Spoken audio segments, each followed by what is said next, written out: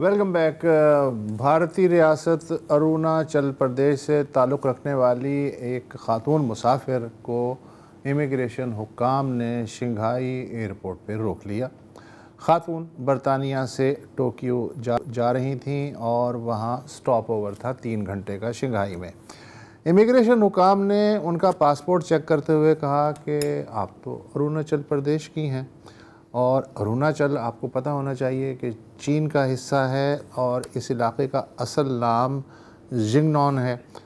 आप ऐसा करें कि ये जो वैलिड पासपोर्ट नहीं है जिस पे आप सफ़र कर रही हैं, ये तो इंडियन पासपोर्ट है, तो आप ऐसा करें चाइनीज़ पासपोर्ट जो है उस पे सफ़र करें। अब वो ख़ातून पहले तो मजाक समझी, लेकिन फिर उन्हें सीरियसनेस का थोड़ा पता चला। सीरियसनेस का इसलिए पता चला कि 3 घंटे बाद उनकी जो फ़्लाइट थी वो मिस हुई और उन्हें 18 घंटे तक एयरपोर्ट पे अलग थलग बिठा दिया गया। इस दौरान उन्होंने लंदन में अपने किसी दोस्त को फ़ोन किया। उस दोस्त ने शंघाई में जो भारतीय काउंसलेट है उससे रब्ता किया। काउंसलेट के जो अफसरान हैं वो एयरपोर्ट आए, मुज़ाकरात हुए और फिर ख़ातून को अगली फ़्लाइट पकड़ने की इजाज़त मिल गई 18 घंटे बाद। 18 घंटे बाद।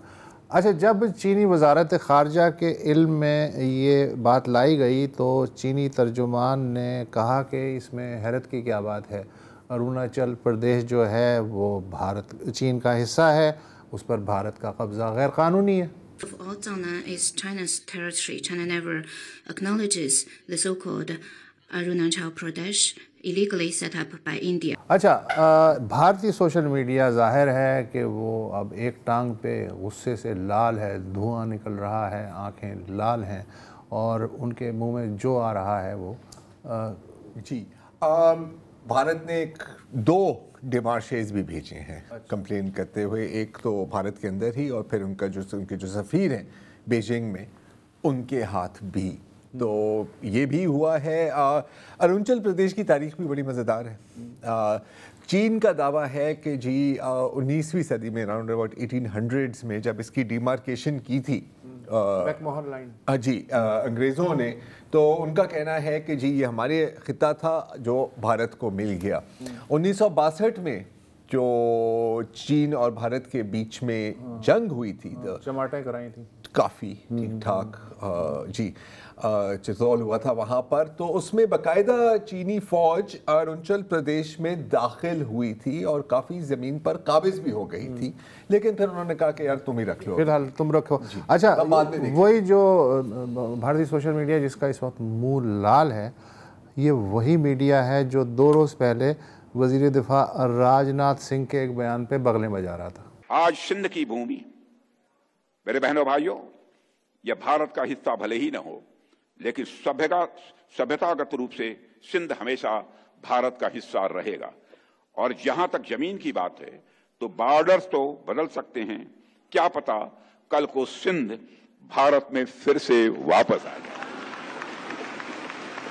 सिंध के हमारे लोग जिन्होंने सिंधु नदी को पवित्र माना है, हमेशा हमारे वो अपने रहेंगे, वो चाहे कहीं भी हों। अच्छा, मैं इसमें एक ना थोड़ा सा मुझे ऐसी ज़हन में आया, हमारे यहाँ वज़ीर दिफा ख्वाजा आसिफ जी, उधर है राजनाथ सिंह, बिल्कुल दोनों बहुत चटपटे बयानात देते हैं और मीडिया पे छाए रहते हैं। अच्छा, ये पहली बार नहीं है, अभी कुछ हफ्ते पहले राजनाथ सिंह साहब ने भुज एयर बेस पे कहा कि पाकिस्तान सर क्रीक में अपनी तामीरात से बाज रहे, वरना सर क्रीक से एक सड़क कराची भी जाती है। समझ तो आप गए होंगे। अच्छा, ये जो ताज़ा बयान दिया है सिंध के बारे में, तो इक्का दुक्का को छोड़ के सिंध में लोग फुल तपे हुए हैं। अच्छा, आर्गूमेंट ये चल रहा है इस वक्त सोशल मीडिया पे, जो बाहर बैठे हुए हैं सिंधी दानिश और वो भी और यहाँ भी, कि राजनाथ सिंह को शायद मालूम नहीं है कि सिंध तारीख़ी एतबार से एक अलग मुल्क और शनाख्त रखता आया है। 5000 साल पहले जब दुनिया हिंद को नहीं जानती थी मगर सिंधु और सिंध को जानती थी, तो और आप जो हैं वो शायद तवज्जो हटाने के लिए किसी ख़ास मसले से सस्ते नुस्खे इस्तेमाल कर रहे हैं। अल हिंद सिंध जी, ये डिमार्केशन होती थी। अच्छा, जब ये राजनाथ साहब ने یہ بات کی نا کہ بارڈر تو چینج ہوتے رہتے ہیں, کیا پتا کچھ بھی ہو سکتا ہے یار.